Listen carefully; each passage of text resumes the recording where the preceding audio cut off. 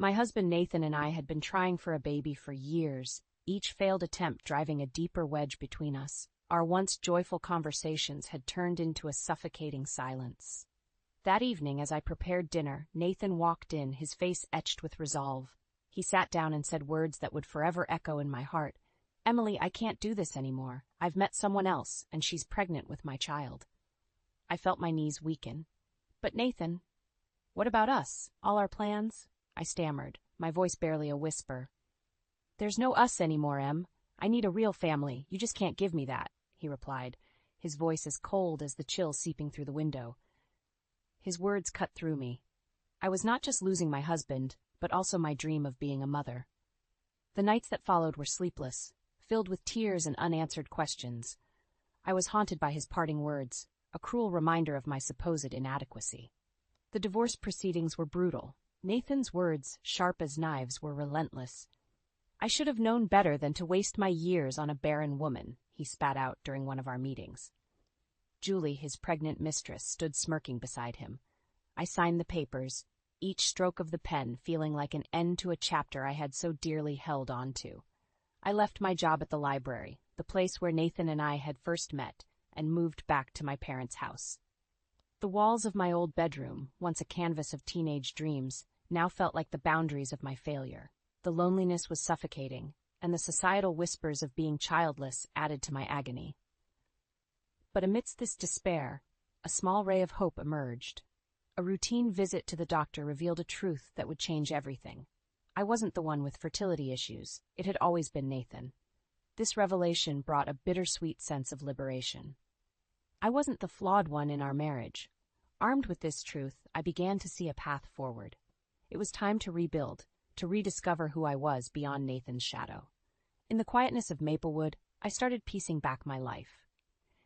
It was a slow, often painful journey, but with each passing day, I found strength in my newfound independence. I was determined to rise from the ashes of my broken marriage, stronger and more resilient than ever. Living back in my childhood home in Maplewood felt like stepping into a time capsule, yet everything was tinted with the gray hues of my recent past. My parents, though supportive, often tiptoed around me, their eyes reflecting a mix of concern and unspoken questions.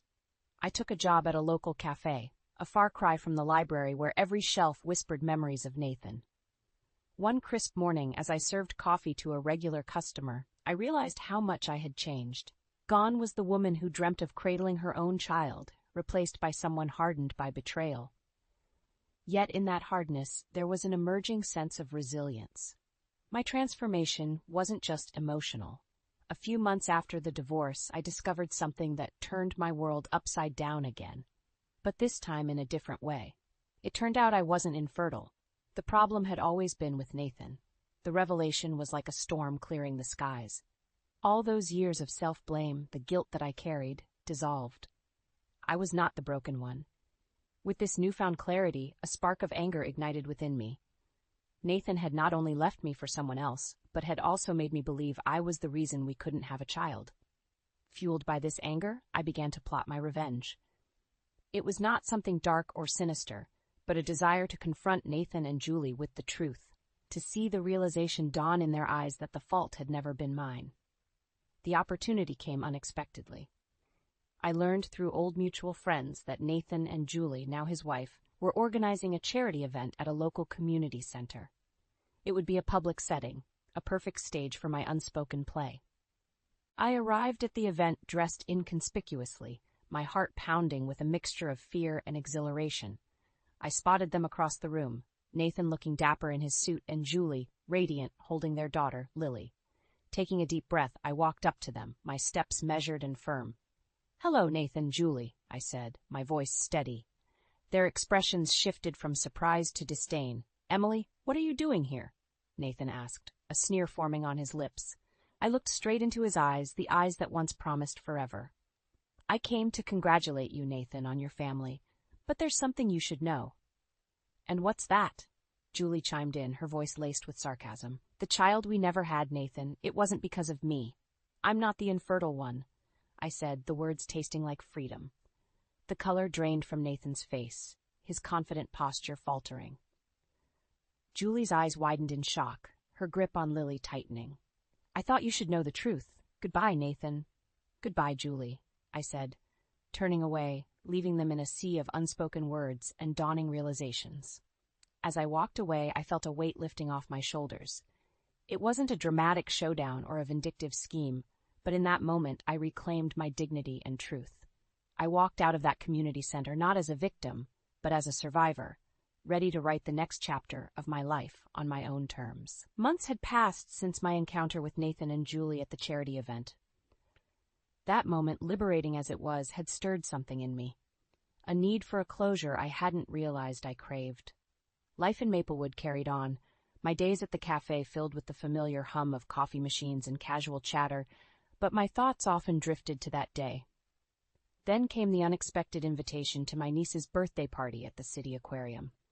The aquarium, a place of wonder and serenity, soon became the stage for a confrontation I never anticipated. As I meandered through the crowds, admiring the dance of colorful fish behind glass walls, a familiar, contemptuous voice pierced through the tranquility. Well, if it isn't Emily, still wandering alone in life?" I turned to see Nathan, Julie, and a young girl, presumably their daughter, standing a few feet away. My heart raced, but this time not from fear or surprise, but from a sense of indignation. "What brings you here, Nathan?" I asked, my voice calm yet edged with defiance. "We're here for Lily's school project. Unlike some, we're a proper family," Nathan sneered, his eyes scanning my solitary figure with disdain. Julie chimed in, her voice dripping with false pity. "It must be hard, seeing what you could never have." Their words, meant to wound, only fueled my resolve. "I'm here for my niece's birthday, and for your information, I can have children. The issue was never with me." The smugness on Nathan's face faltered, replaced by an unmistakable flash of surprise. Julie's expression twisted, a mix of confusion and anger. "It's sad, really, how you cling to these lies to feel better about your lonely existence," Nathan retorted, attempting to regain his composure. Before I could reply, a small voice piped up from behind me. "Aunt Emily, who are these people?" I turned to see my niece, Anna, looking up at me with curious eyes. Her innocent interruption was like a breath of fresh air, dissipating the tension. "These are just some old acquaintances, sweetie," I replied, taking her hand. "Let's go see the dolphins, shall we?" As we walked away, I heard Julie's hushed, venomous voice. Can't even admit her own failures. Pathetic. Their words no longer had the power they once did. I had moved beyond their reach, their insults mere echoes of a past I had overcome. My focus was on the present, on the joy in Anna's eyes as we watched the graceful dolphins. That day at the aquarium, amidst the beauty of marine life, I realized that my worth wasn't defined by Nathan's perceptions or society's expectations. I was more than a chapter in someone else's story.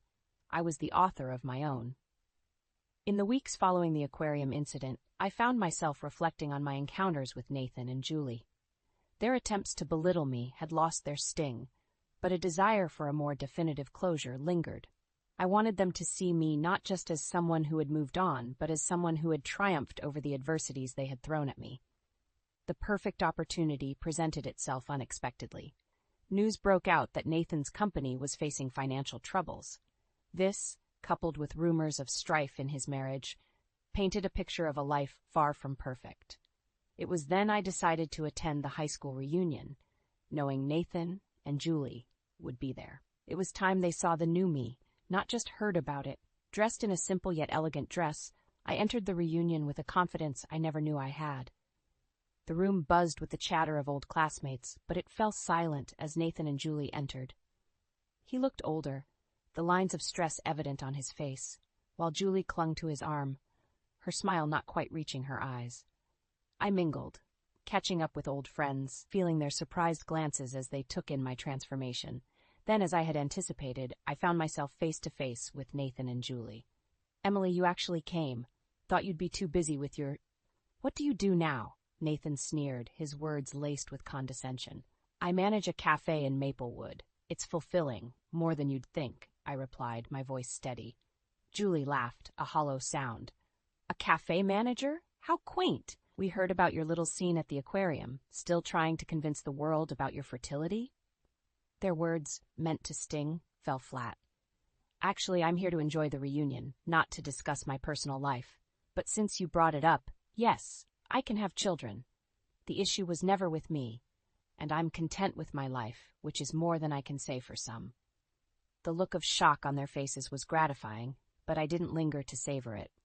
I excused myself, leaving them standing amidst a crowd that had subtly turned its attention to our exchange. Later that evening, as the reunion was winding down, Nathan approached me, a hint of desperation in his eyes. "Emily, about what you said earlier." "I meant every word, Nathan. I've moved on. I suggest you do the same," I said, cutting him off. He looked at me, a mix of anger and something that resembled regret, before turning away. Julie watched from a distance, her expression unreadable. As I left the reunion, I felt a sense of finality. I had faced Nathan and Julie not as the woman they thought they had broken, but as someone who had risen above it all. My past with Nathan was now just that, the past. I was ready to embrace whatever the future held, on my terms. The months following the high school reunion were a period of profound personal growth for me. I had faced Nathan and Julie not once but twice, and each time I had emerged stronger. My cafe in Maplewood had become a haven, a place where I could pour my energy and creativity. But fate, it seemed, wasn't quite done with our intertwined stories. One afternoon, as I was arranging pastries in the display case, my phone buzzed. An unknown number flashed on the screen. Hesitantly, I answered, and was met with a voice I hadn't expected to hear again, Nathan's. "Emily, we need to talk," he said, his voice strained. "Why are you calling me, Nathan?" "I thought we made it clear at the reunion that we've moved on," I replied, my guard instantly up. "It's about Julie. She's left me, took Lily with her, and the company's gone under. I'm ruined," he confessed, his voice breaking. A part of me felt a twinge of pity, but it was quickly overshadowed by a sense of ironic justice. "I'm sorry to hear that, Nathan, but why tell me?" "I thought maybe there's still something. We had good times, remember?" His voice was a mix of desperation and hope. "Nathan, those times are long gone. You made your choices. I've made mine," I said firmly. There was a pause, a silence filled with unspoken words. "I guess I deserved this," he finally said, a note of resignation in his voice. "You should focus on rebuilding your life, Nathan. Goodbye." I ended the call, a sense of final closure washing over me. The news of Nathan's downfall spread through our small town. Some expressed sympathy, but many remembered how he had treated me, how he had left for Julie when he thought the grass was greener. Karma, it seemed, had come full circle.